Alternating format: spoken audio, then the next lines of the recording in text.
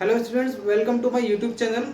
Students, today we will discuss the topic magnetic dipole moment of a revolving electron.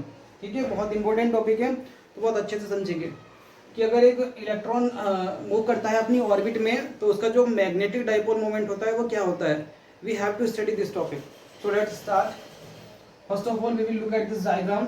देखिए कि diagram में इसमें ये सेंटर है और इस सेंटर के अराउंड में एक ऑर्बिट है, मतलब ये न्यूक्लियस है. न्यूक्लियस मानेंगे इसको, जैसे एटम के अंदर न्यूक्लियस होता है, फिर डिफरेंट डिफरेंट ऑर्बिट्स में इलेक्ट्रॉन मूव करते हैं सिमिलरली. ठीक है, ये न्यूक्लियस है, इस न्यूक्लियस के अराउंड में एक ऑर्बिट है. इस ऑर्बिट में ये इलेक्ट्रॉन ऐसे मूव कर रहा है एंटी क्लॉकवाइज डायरेक्शन में, सर्कुलर मोशन. ठीक है, and the radius of this orbit is small r. और इलेक्ट्रॉन के मूव करने की जो लीनियर वेलोसिटी है वो v है. इस तरीके से इलेक्ट्रॉन मूव कर रहा है और उसकी जो एंगुलर वेलोसिटी है वो ओमेगा है. ठीक है, और जब इलेक्ट्रॉन के मूव करने की ये डायरेक्शन है एंटी क्लॉकवाइज, इसका मतलब जो करंट चल रहा होगा उसके अंदर करंट की डायरेक्शन क्या होगी, क्लॉकवाइज. ठीक है, इलेक्ट्रॉन जो चलता है उसके अपोजिट डायरेक्शन में करंट चलता है, तो करंट की डायरेक्शन इस तरीके से होगी. इलेक्ट्रॉन ऐसे मूव कर रहा है. ठीक है, अब देखिए जब ये इलेक्ट्रॉन मूव कर रहा है तो हम क्या कंसीडर कर लेंगे इसको कि एक ये सर्कुलर लूप है ना. इसकी जो ऑर्बिट है उसको सर्कुलर लूप मानेंगे, और सर्कुलर लूप में एक ही चार्ज मूव कर रहा है, इलेक्ट्रॉन चार्ज है तो इसको सर्कुलर लूप मान सकते हैं. उसमें एक ही चार्ज मूव कर रहा है ना. सिंगल टर्न में एक चार्ज, एक टर्न के लिए मतलब एक राउंड के लिए ऐसा कंसीडर करेंगे कि एक राउंड कंप्लीट हुआ उसमें एक ही चार्ज मूव कर रहा है. तो चार्ज मूव कर रहा है जब सर्कुलर लूप में, तो हम इसको क्या कंसीडर करेंगे कि now it is a current carrying circular loop. ठीक है, अब ये सर्कुलर लूप हो जाएगा जो करंट को कैरी कर रहा है, और करंट कैरिंग सर्कुलर लूप को हम देखते हैं कि वो एक मैग्नेटिक डाइपोल के जैसे बिहेव करता है. ये पीछे वाली वीडियो में मैंने बताया था, इसके पहले जो वीडियो बनाई थी, कि करंट कैरिंग लूप जो होता है वो एक मैग्नेटिक डाइपोल के जैसे बिहेव करता है. ठीक है, सो सिंगल टर्न जो लूप है ये सिंगल टर्न करंट लूप हो गया अब ये, है ना. तो अभी क्या बन जाएगा, मैग्नेटिक डाइपोल की जैसे बिहेव करेगा इलेक्ट्रॉन. इलेक्ट्रॉन जो उस लूप में मूव कर रहा है तो ये मैग्नेटिक डाइपोल बन जाएगा. ठीक है, और जब ये मैग्नेटिक डाइपोल बन गया तो इसके अंदर मैग्नेटिक डाइपोल मोमेंट होगा, है ना.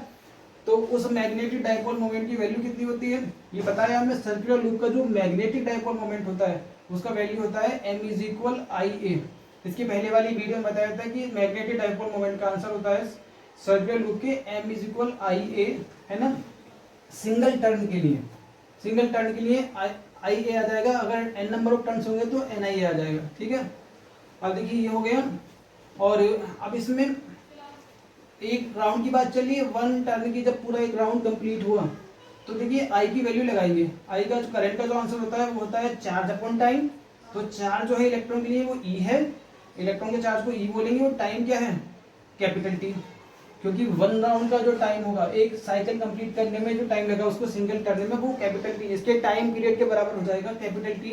ठीक है, तो ई अपॉन में कैपिटल टी को इन the term of angular velocity लिखेंगे. ठीक है, तो ये हमें पता है कि टाइम पीरियड का जो आंसर होता है एंगुलर वेलोसिटी के टर्म में वो बनता है 2π/ω. ठीक है, क्योंकि हमने 11th में पढ़ा था कि एंगुलर वेलोसिटी का जो आंसर होता है वो क्या होता है 2π/T. वन राउंड के लिए 2π/T. तो अगर कैपिटल टी निकालेंगे तो आंसर कितना हो जाएगा 2π/ω. ठीक है, this is the answer. Angular velocity का आंसर होता है 2π/T. तो यहाँ से टाइम पीरियड को जब सेपरेट करेंगे तो 2π/ω हो जाएगा. अब ये जो ओमेगा है ऊपर जाके मल्टीप्लाई कर लेगा, तो दैट मींस करंट का आंसर कितना आएगा E⍵/2π. ठीक है, तो ये अप्लाई कर देंगे यहाँ पे मैग्नेटिक डाइपोल मोमेंट की फॉर्मूला में, बन जाएगा capital M = on the place of I we will apply E⍵/2π. और देखिए ये A है, A means area of the coil. ये जो कॉइल है उसका एरिया लिखना है बच्चों.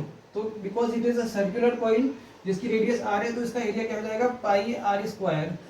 तो देखिए पाई से पाई कैंसिल हो जाएगा, तो आंसर बन जाएगा ½ E⍵r². ठीक है, ½ E⍵r².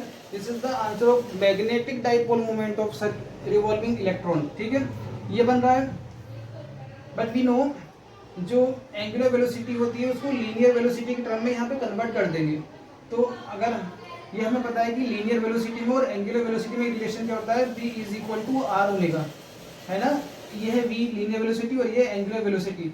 इसको एंगुलर वेलोसिटी टर्म में लिखेंगे V = r⍵. तो यहाँ पे ओमेगा की प्लेस पे क्या अप्लाई कर सकते हैं, लीनियर वेलोसिटी अपॉन रेडियस. ठीक है, तो ये अप्लाई कर देंगे तो m का आंसर बन जाएगा half E on the place of omega क्या लिख देंगे, V upon R into R square. ठीक है, तो आर से ये स्क्वायर कैंसिल हो जाएगा, तो दैट मीन डाइपोल मोमेंट का जो आंसर आ जाएगा बच्चों, it will be half E V R. ठीक है, तो ये रिवॉल्विंग इलेक्ट्रॉन के मैग्नेटिक डाइपोल मोमेंट का आंसर बना।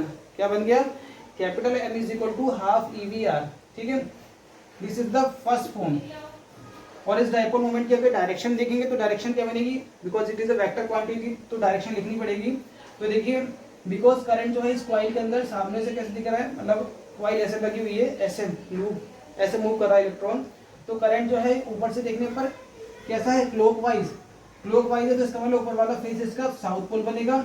और यही करंट नीचे से कैसे दिखाई देगा, नीचे से जब इस कॉइल को जब बैक डायरेक्शन से देखेंगे लोअर फेस को, तो वो करंट आपको एंटी क्लॉकवाइज दिखाई देगा। और एंटी क्लॉकवाइज होगा तो करंट की डायरेक्शन क्या हो जाएगी, एंटी क्लॉकवाइज। तो वहां पे ये नॉर्थ पोल बन जाएगा लोअर फेस में। ठीक है, ये भी पहले बता चुके हैं क्लॉक रूल का यूज करते हुए। तो इसका मतलब मैग्नेटिक डाइपोल मोमेंट की डायरेक्शन क्या होती है, ऑलवेज साउथ टू नॉर्थ होती है। तो साउथ टू नॉर्थ नीचे की डायरेक्शन में आएगी, है ना, साउथ से नीचे नॉर्थ की तरफ को जा रहा है, तो ये डायरेक्शन बन जाएगी मैग्नेटिक डाइपोल मोमेंट की डाउनवर्ड, वर्टिकली डाउनवर्ड। ठीक है, अभी देखिए ये इसका एक फॉर्म पॉसिबल हुआ है। इस फॉर्मूला को कभी कभी आगे भी लिखा हुआ आता है। ठीक है, तो आगे जो लिखा हुआ आएगा तो हम वहां तक सॉल्व करेंगे, एग्जाम में वहां तक आएगा तो वहीं तक सॉल्व करेंगे। ठीक है, this is the first form in the term of E means electronic charge, V means velocity of the electron and R means radius of the orbit. ठीक है, अब देखिए क्योंकि ये इलेक्ट्रॉन है ऑर्बिट में मूव कर रहा है और ये इसको न्यूक्लियस मानेंगे सेंटर को, तो यहाँ पर अब हम बोहर के मॉडल का यूज करेंगे, बोहर्स मॉडल। ठीक है, क्योंकि ऑर्बिट में जब भी इलेक्ट्रॉन मूव करते हैं तो बोहर के मॉडल का यूज जरूर करना पड़ता है। अकॉर्डिंग टू बोहर इलेक्ट्रॉन सारी ऑर्बिट में मूव नहीं करेंगे, केवल उन्हीं ऑर्बिट में मूव करेंगे जिनमें जो एंगुलर मोमेंटम होता है वो h/2π का इंटीग्रल मल्टीपल बनता है। ठीक है, तो बोहर की कंडीशन लगाएंगे। बोहर के हिसाब से इलेक्ट्रॉन अगर इस ऑर्बिट में मूव कर रहा है जिसकी रेडियस r है, तो इस ऑर्बिट में उसका जो एंगुलर मोमेंटम है, बोहर्स कंडीशन लगाएंगे। ठीक है, उनके हिसाब से अगर इलेक्ट्रॉन इस ऑर्बिट में मूव कर रहा है तो इसमें इसका जो एंगुलर मोमेंटम होता है, एंगुलर मोमेंटम को एल से लिखते हैं, जिसका वैल्यू क्या होता है, linear momentum into perpendicular distance from the axis of rotation, है ना।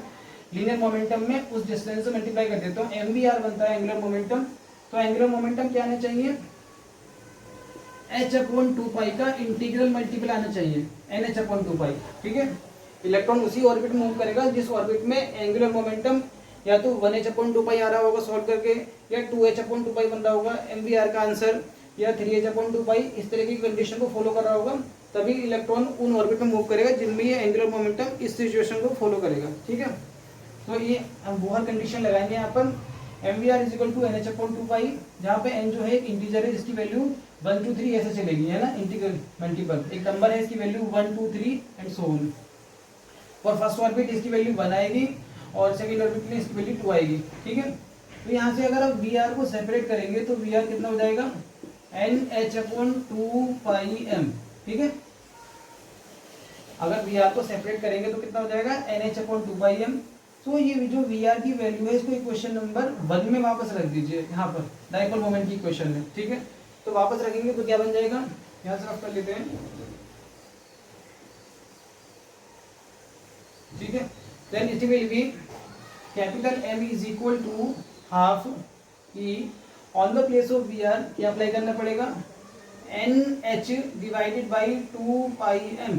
ठीक है बच्चों, ये बन जाएगा। तो ये सॉल्व करके क्या बन रहा है, NEH/4πm। ठीक है, तो देखिए ये डाइपोल मोमेंट का आंसर बन रहा है रिवॉल्विंग इलेक्ट्रॉन का बोहर कंडीशन को फॉलो करते हुए। और बोहर कंडीशन फॉलो करनी पड़ेगी क्योंकि बोहर कंडीशन के हिसाब से ही इलेक्ट्रॉन मूव कर रहे हैं अपनी अपनी डिफरेंट ऑर्बिट्स में। NEH/4πm ये आ रहा है, और we can write it like this also, N/EH/4πm। ठीक है, इसको ऐसे भी लिख सकते हैं डाइपोल मोमेंट को। So this is the second form. ठीक है, फर्स्ट फॉर्म तो ये हो जाएगी, ऐसा प्रूव करने के लिए तो यहाँ तक प्रूव करेंगे, और अगर एग्जाम में यहाँ तक आ जाएगा तो ऐसे ही प्रूव करेंगे, N/EH/4πm। अब देखिए इसको मैंने ब्रैकेट में क्यों कर दिया EH/4πm को, इसको देख लीजिए। E जो है इलेक्ट्रॉन के चार्ज को रिप्रेजेंट कर रहा है, ये कांस्टेंट है, H मींस प्लैंक्स कांस्टेंट, ये भी कांस्टेंट है, 4 एक नंबर कांस्टेंट है, पाई एक नंबर कांस्टेंट है, m means mass of the electron, ये भी कांस्टेंट है। तो मतलब ये जो सारी चीजें यहाँ पर ये कांस्टेंट है, ओनली n ही कांस्टेंट नहीं है ना। n जो है नंबर है वो फर्स्ट ऑर्बिट के लिए 1 बनेगा, सेकंड ऑर्बिट के लिए 2 बनेगा और थर्ड ऑर्बिट के लिए 3 बनेगा। लेकिन ये जो EH/4πm है ये सभी ऑर्बिट में सेम रहेगा, ठीक है। तो अगर हम फर्स्ट ऑर्बिट की बात करेंगे, जो इनर मोस्ट ऑर्बिट है, जो इनर मोस्ट स्टेशनरी ऑर्बिट है, उसके लिए n की वैल्यू क्या लगाएंगे, 1 लगाएंगे, है ना। फर्स्ट ऑर्बिट के लिए जो फर्स्ट ऑर्बिट है स्टेशनरी ऑर्बिट, उसके लिए n की वैल्यू 1 लगानी पड़ेगी। तो आंसर बन जाएगा, क्या बन जाएगा, EH/4πm, ठीक है। तो ये EH/4πm जो आया है इसको बोलते हैं magnetic dipole moment of revolving electron in the first orbit. First orbit में उसका जो मैग्नेटिक डाइपोल मोमेंट है वही आएगा EH/4πm। और बच्चों फर्स्ट ऑर्बिट में जो मैग्नेटिक डाइपोल मोमेंट होता है उसको बोलते हैं बोहर मैग्नेट्रॉन, ये ध्यान रखना है, बोहर मैग्नेट्रॉन बोलते हैं इसको, ठीक है। जो आंसर होता है मैग्नेटिक डाइपोल मोमेंट का इन द फर्स्ट ऑर्बिट उसको हम बोलते हैं बोहर मैग्नेट्रॉन, ठीक है। तो if anyone ask what is Bohr magnetron, तो हम क्या कहेंगे, magnetic dipole moment of revolving electron in the first orbit, first stationary orbit is known as Bohr magnetron, इसको बोहर मैग्नेट्रॉन कह देंगे। और इसको म्यू बी से रिप्रेजेंट करते हैं, this is the symbol for mu, क्या बन जाएगा, म्यू बी, ठीक है। बोहर मैग्नेट्रॉन को क्या बोलते हैं, mu B is equal to EH/4πm, Bohr magnetron, ठीक है। तो आगे फॉर्मूला क्या बन गया, सॉल्व करने के लिए क्या बन गया आगे फॉर्मूला, तो देखिए क्या बन गया, capital M is equal to n, और इसका जो वैल्यू है EH/4π का, इसको क्या कहते हैं, बोहर मैग्नेट्रॉन म्यू बी, ठीक है। तो देखिए एक फॉर्मूला ये भी बनेगा, मैग्नेटिक डाइपोल मोमेंट निकालने के लिए क्या करेंगे, बोहर मैग्नेट्रॉन में n से मल्टीप्लाई करते चले जाएंगे, तो हमें डिफरेंट डिफरेंट ऑर्बिट्स में इलेक्ट्रॉन का जो डाइपोल मोमेंट है वो मिलता रहेगा, ठीक है। अगर सेकेंड ऑर्बिट में पूछेंगे तो इसकी वैल्यू 2 लगा देंगे, थर्ड स्टेशनरी ऑर्बिट में पूछेंगे तो 3 लगा देंगे, एंड सो ऑन, ठीक है। So this is also the magnetic dipole moment of revolving electron, यहाँ तक भी है, या हाफ EVR वाला ये भी लिख लेते हैं, ठीक है। जैसे एग्जाम आएगा वैसे सॉल्व कर देंगे। So student this topic is complete, I think आपको समझ में आया होगा। और देखिए अगर आपको समझ में आ रहा है तो आप चैनल को प्लीज़ सब्सक्राइब कीजिए, और अगर कोई डाउट हो तो डाउट कमेंट सेक्शन में पूछ लिया कीजिए, ठीक है। So thank you for watching the video.